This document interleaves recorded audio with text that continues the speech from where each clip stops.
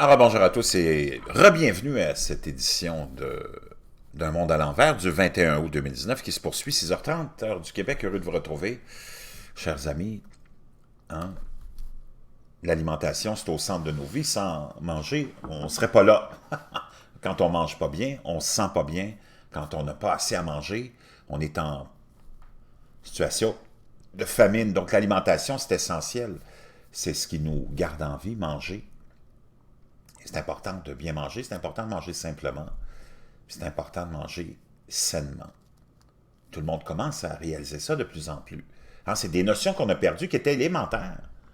Il n'y a pas si longtemps, mais la folie du monde moderne nous a amenés dans une facilité, une consommation extrême, des plats précuisinés, plein de produits, plein de sucre, qui ont amené une dégradation continuelle de la santé au fil des années dans nos pays dits civilisés. Hein. Donc, et là, les gens réalisent de plus en plus qu'il faut retourner à la base, il faut acheter des aliments non transformés. Tu veux te faire une soupe aux légumes, achète-toi des légumes, fais-toi une soupe aux légumes. C'est aussi simple que ça et c'est comme ça pour tout le reste. Mangeons localement aussi, j'en parle souvent. D'abord pour le bien-être de nos économies, puis notre bien-être aussi individuel et le bien-être global. L'empreinte de l'agriculture, cette espèce d'empreinte, hein, l'empreinte écologique dont on nous rabat les oreilles à tous les jours chez les moralisateurs, ben, on oublie toujours de mentionner que les agriculteurs sont un peu aussi responsables de ça, mais les agriculteurs, c'est un peu gros de dire ça parce que c'est les gros agriculteurs, les corporations. Hein? L'agriculture est devenue une industrie qui a avalé tous les artisans.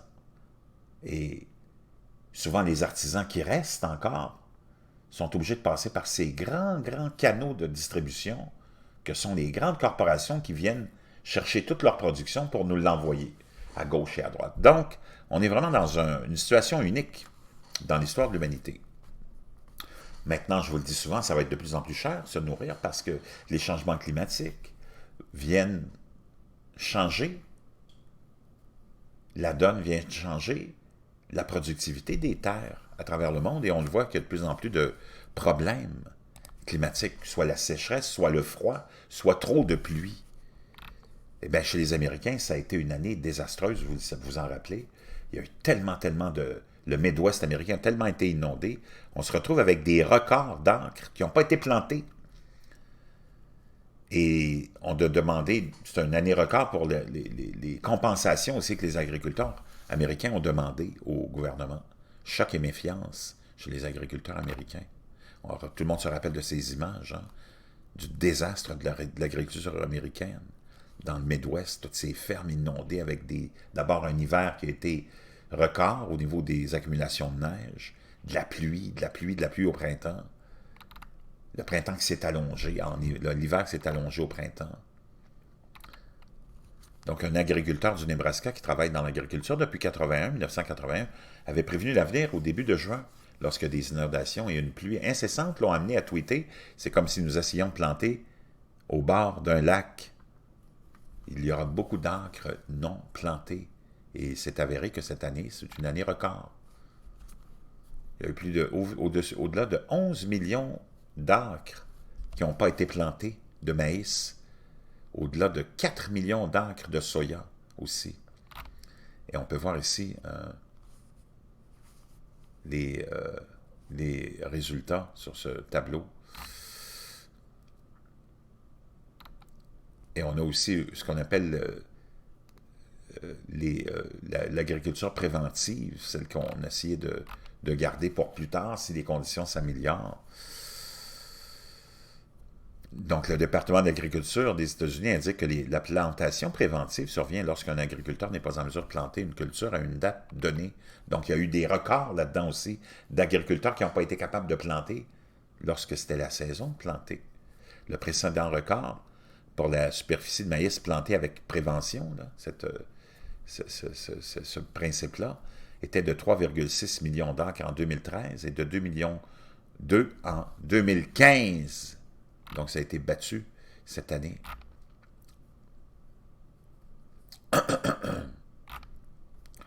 Donc, c'est une situation inédite et ça va se reproduire et se reproduire dans les années à venir. Il faudra, nous, s'adapter à ça parce que votre portefeuille va en prendre une claque si vous ne changez pas tout de suite vos habitudes puis commencez à habituer la famille à changer des habitudes alimentaires. Parce qu'on ne peut pas continuer à consacrer la majorité de nos payes au logement et à la nourriture. Ça n'a pas de sens. Il ne nous reste plus rien pour le plaisir, il ne nous reste plus rien pour les activités, les loisirs et l'avenir et les fonds de pension. On est hypothéqué à cause de ça. Le logement est devenu tellement cher, vous le savez. Les taxes, les impôts et le coût de l'alimentation, le salaire des gens est hypothéqué. Il ne reste plus rien pour le reste. Donc, qu'est-ce qu'il nous reste quoi comme avenir? L'endettement. Et c'est ça qui fait vivre aussi les classes dirigeantes et les banques, c'est notre endettement. On travaille toute notre vie à payer des intérêts. La majorité d'entre nous allons payer des intérêts jusqu'à nos morts.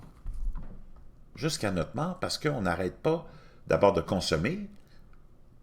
Notre revenu est avalé par l'alimentation et le logement et les taxes et les impôts des gouvernements voraces.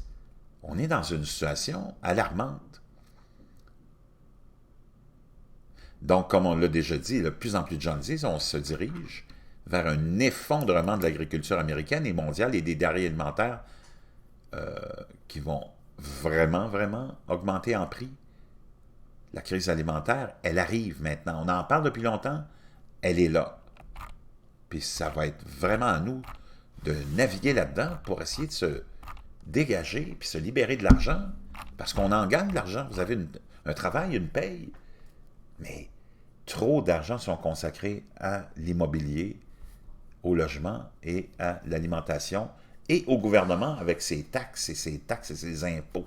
Donc, c'est à nous vraiment de... Et c'est ce que je vais essayer de m'efforcer de faire, qu'on s'en aille dans d'autres habitudes, qu'on essaye de se trouver des trucs pour alléger ce besoin de manger naturellement. Retourner à des vieilles traditions, pas si vieilles, de nos grands-parents et arrière-grands-parents, au niveau de la conservation des aliments, manger localement. En tout cas, voyez-vous comment c'est très important, cette chaîne-là maintenant, et comment, ça y est, on est rendu à ce cul-de-sac. Et il faut qu'on s'en sorte le plus vite. Il faut qu'on revienne. Il faut sortir de ce cul-de-sac. Et c'est ce qu'on va s'attarder à faire ensemble. Je vous reviens.